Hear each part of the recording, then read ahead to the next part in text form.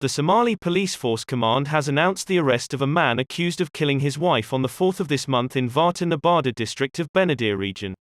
The Somali Police Force is currently in custody of the accused Bashir Abdi Hassan, who previously killed his wife Salado Farah Ali in Warta Nabada district of Benadir region on June 4, 2021, said a statement from Somali Police Spokesman Sadiq Adan Ali. The spokesman's statement added, "The accused, whose name we have previously released, is Bashir Ali Jama, but we have learned that his real name is Bashir Abdi Hassan. The accused will face justice, God willing." Police did not disclose where the suspect was found, how he was arrested or when. Bashir Abdi was a teacher at the Hanti Wadag school in Warta Nabada district.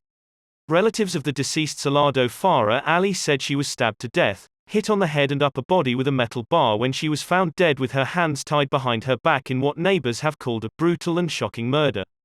The deceased woman's family also said that in recent months the couple had not been on good terms with each other and had not spoken to one another, with the two families unable to resolve their domestic dispute. The arrests comes after police had called for a manhunt for the fugitive earlier this month after he had escaped right after the murder, thus evading arrest. The relatives of the victim have welcomed the arrest of Bashir Abdi Hassan and have called for him to face justice for murdering Salado Farah Ali inside the home they shared.